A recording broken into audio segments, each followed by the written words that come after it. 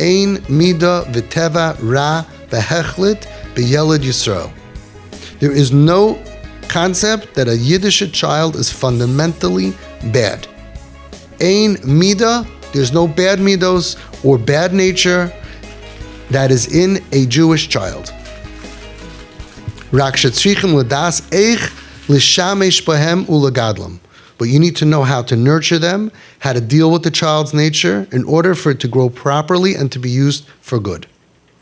L'mashal, for example, l'm yesh l'fanav talmud b'midas akshanos shehira v'soivel hamalabin mimenu harbe. If, let's say, you see a child that is very stubborn, okay, is an inborn stubborn nature, it makes it very hard for the teacher or the parent to deal with the kid who's so stubborn. Okay? Yisboinen, the parent and the educator should think, V'hoya kasha yiskadel, you know what's going to happen when this kid turns into an adult? V'yikabel ol Torah v'avodas Hashem. He's going to become bar mitzvah and he's going to go to yeshiva and he's going to learn and he's going to be makabel, the oil of Torah, the how do you say oil? The yoke. Right? Well, how do you say that in English? The burden. Torah and avodas Hashem, it's difficult. It gets in the way of fun and just doing whatever we want, right? Wow, this kid is going to be, when he's an adult and he's going to want to be a erlich boy, his hasmada is, he's going to be in action. He's going to be stubborn. He's going to stick to the mitzvahs. He's going to go through pain and he's going to stick with it. He's going to have hard times. He's going to stick with it. Akshanis is a good thing, not a bad thing. He's not going to be wishy-washy, and he's going to stand firm in his Yiddishkeit. Ish Yisrael is going to be a Yiddish person, a Ish Yisrael, a Jewish person. Like the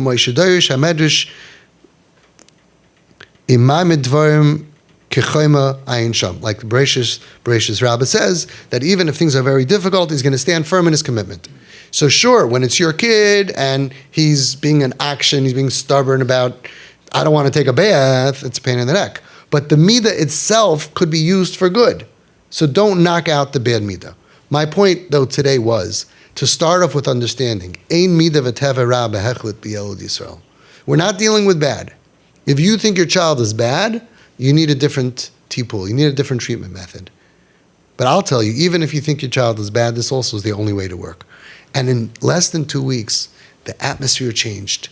Everything works. We are not going to be punitive. It doesn't work on anybody who is in pain, any stage. Even Kiwis, kids with issues, they're struggling. They need extra nurturing. What about regular kids? I don't deal with regular kids. But if you look at the Svarim on regular chinuch, they will tell you it's not that much different. Punishment and especially taking away access to the home. And you know how you know it's wrong? Look at your face while you're saying and doing all that stuff. You don't look like a happy person.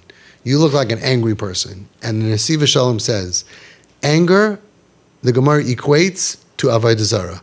He says, so you're in the middle of doing Avodah Zarah and now you're going to do chinuch?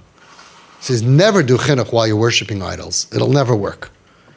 How could you believe that while you're in the middle of kas, which is ki'ilu ayved avodah zarah, that you can do proper chinuch? All of the mechanchim, even if you punish, you have to wait till you're calm. And there are stories of a GEDOLIM that they had a special jacket he used to put on before he used to punish the kids. And they said, why? He says, because I'll calm down till I find that jacket and take off the old jacket, right? Or wait a day. You can do it tomorrow.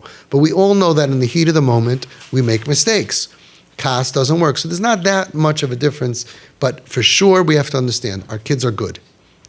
Every Jewish kid is good, is toiv. So why aren't they behaving properly? They have a good reason. And honestly, after 20 years of looking at them without judgment and understanding them and seeing them recover and seeing how good they are when they come back and seeing how strong they are when they come back, I could really tell you that we don't have to just say al tadanas chaverecha ad shetagilam kaimai. Don't judge anybody until you're in their place, right? Or havidanas kol adam lakav schus, judge everybody favorite. I can honestly tell you they're right. They really are doing the best they can. I'm telling you, I've seen these kids who claim to be atheists, kids with tattoos, kids who ate on Yom Kippur. I've seen them in Home Sweet Home. Look, we did this love thing on them, and you look at our kids a year later, 2 years later, and then when you get to know them, they're amazing. They're amazing. They're as amazing as the regular other people in Klal Yisrael, and they might be much stronger. Just, you can't judge the strength by being normal, because they were thrown down a flight of stairs, and they're full of broken bones. But they will do something if you're close enough to see it. You will get close, you will see it. They will do something that you're going to be, wow, I cannot believe that this just happened. Where they did something for Hashem in their ruchnius, like from deep down. Just this week, I got a picture. It's a TP family here a few years. This kid has not put on tefillin in at least 3 years. He's been out of school for 3 years. He went over to his father out of the blue. Okay, they're doing a lot of TP. And out of the blue, he said, why do we put on tefillin? Now, it would be good if we knew why, right? This is why I had a whole thing about the why game, that we should learn why we do stuff. So the father tried his best, and he said, I'll try to find out the real reason. Why? Because the reason in 1960 was, whack, don't ask questions. And now the answer became like, because my father did it. But there's real reasons, right? And it's good if we know it. So he started explaining it, and he said, and you know what? I'll find out more reasons why. A few minutes later, he's like, where are my tefillin? The father said, no, I don't know. I think I saw it somewhere. And he went ahead, and he took his tefillin, and he put on tefillin. He's not wearing an undershirt, no clothes, not wearing a yarmulke, didn't make a bracha. He felt, I want to put on tefillin. I look at it like someone who's in the hospital, who's very, very sick, and is not able to do things properly, not in the right time and not in the right way, but says, but I want tefillin. And I'm so jealous. I don't know if I ever felt that. Did anybody here ever feel, I really want to put on tefillin?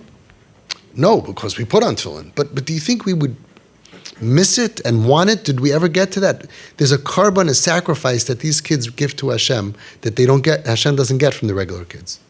I'm not suggesting that we all go off the derech.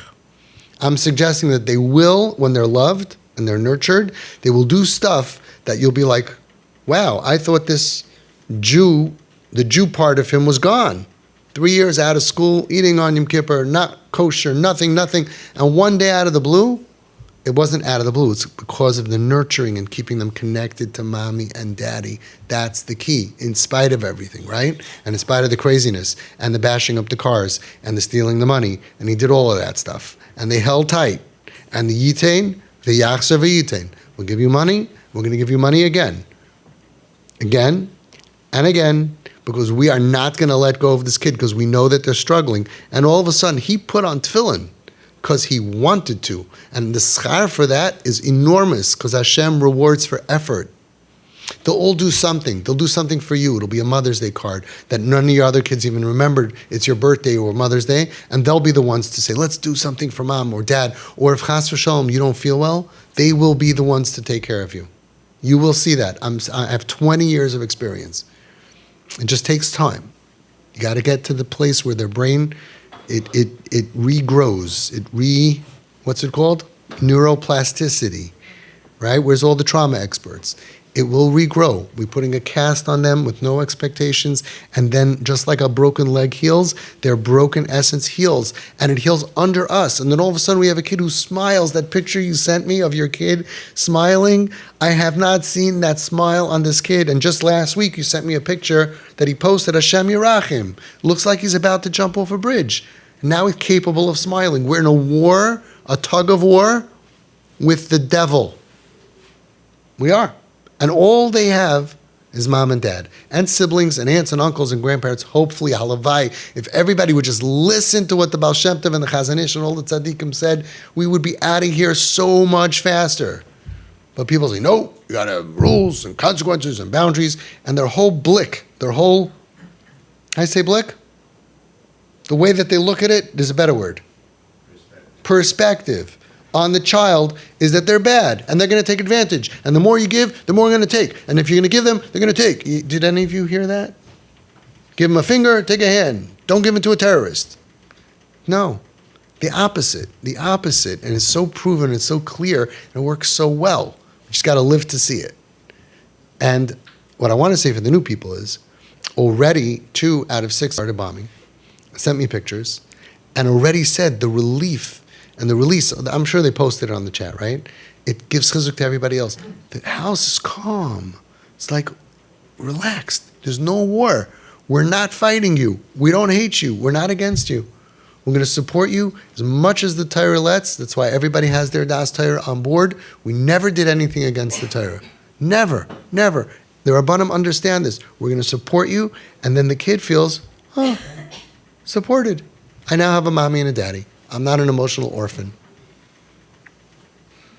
That's the difference between the conventional approach, where we're going to take away, and if you lose it, you got to pay for it and get a job, and that'll teach them a lesson. We don't teach lessons. We're teaching them the greatest lesson of all, that we don't give up on our kids, and that I believe in you. And I know that you're going through a hard time. And that's all it is. It's a temporary insanity, like Rav Pam Zatzal said. Temporary, like a chayla machla iveres. Temporary insanity. It passes over time, and we will nurture them until they're just melting in our arms, and we get those hugs, and they're calm, and then they stop doing things lahachas against us, and then they end up being mushy and loving. Okay? You should all be ZY'A to get there quick.